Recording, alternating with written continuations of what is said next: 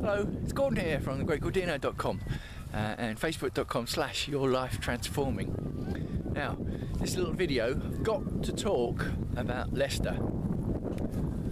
Leicester City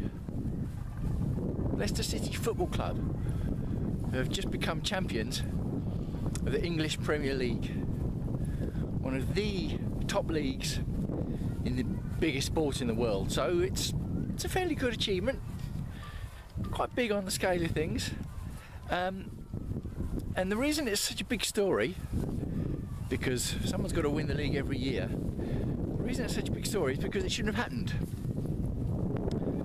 The Premier League is awash with money, such a rich brand and sport, and it's dominated by teams at the top four spaces. At the end of the season, guarantee a place in the Champions League in the following season. So, apart from winning, the top four space is the essential for any team, and it's dominated by Manchester United, Chelsea, Manchester City, Arsenal. And then you've got the other teams that have got big history: Liverpool, Tottenham Hotspur. You've got the teams, mid-table teams, and then you've got the teams down at the bottom, the teams that are maybe just being promoted from the league below, or bounce between the Premier League and the Championship, which is the league below, because they're too big and too good to be in the Championship, but they're not quite big enough and not good enough to be established in the Premier League. And Leicester have a history of being one of those teams. Last season they were in a desperate relegation battle and only just survived relegation. They've had all sorts of financial problems over the years, very close to going out of existence on a few occasions. When they were in their relegation battle, they had a manager who fell out with the media in a big way, lots of arguments with the press, and they sacked him.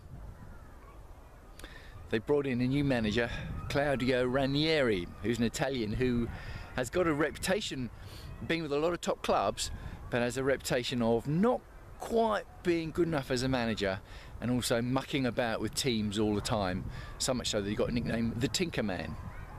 So no one expected Leicester to do anything in the title race this year. In fact, everyone would have put money on them being another relegation battle.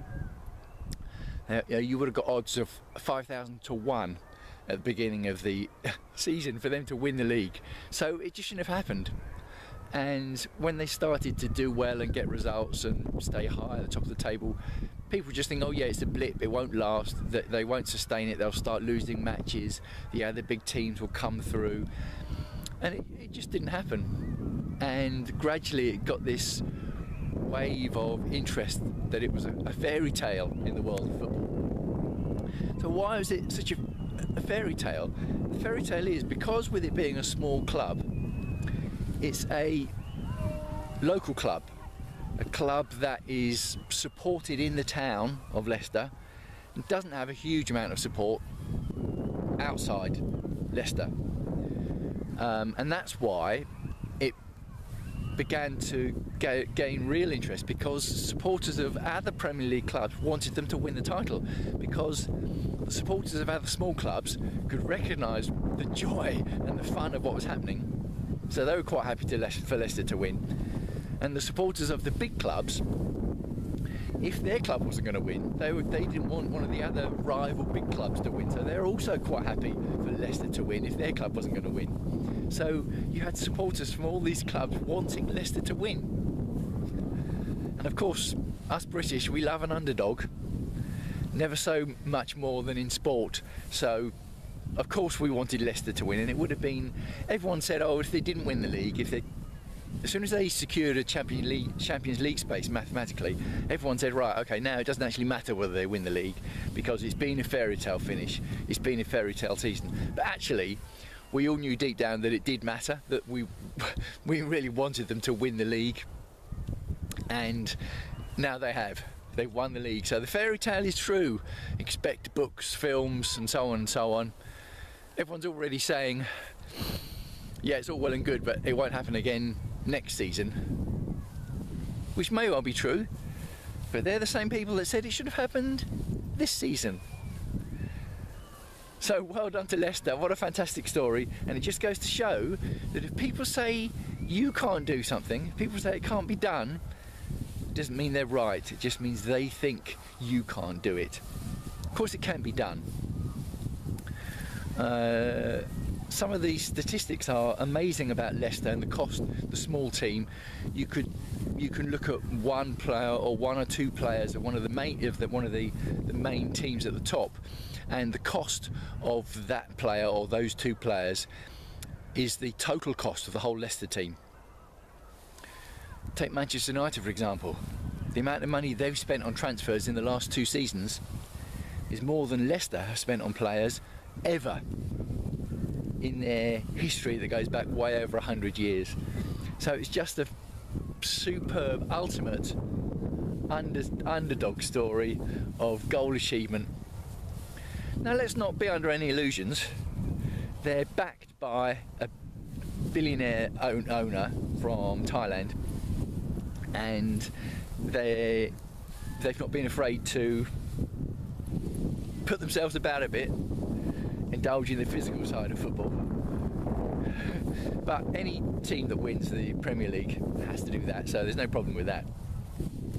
But they've had a self-belief, even when they've gone behind in games. They've worked as a team, and they've just had a self-belief, and there's been a sort of smile on their face as they've gone along. There's no whinging, no moaning and griping that you get from the other teams when things go wrong. And that's come from Claudio Ranieri, the manager. He's just taken it on the chin, said, well, you know, that's football, these things happen, we'll win the next game, we're going to keep going. So it's just a fantastic story. Well done Leicester, and it's really put a smile on my face, because if you follow me for a long time, you know that I've always enjoyed football. Grew up in Croydon as a Crystal Palace fan, so I know all about small clubs. But football had been going less down my list of passions, because at the top it's full of divas rolling about as soon as you blow at them. All about money, buying titles. So the joy has sort of been sucked out of the sport. So I'm certainly one who's enjoyed the Leicester run and the Leicester victory, because it's put the smile back on my face when thinking about football. So let me know what you think. Let me know what your thoughts are on the Leicester City fairy tale as they enjoy the fruits of being English Premier League champions. Gordon Ryan signing off. Speak to you again soon.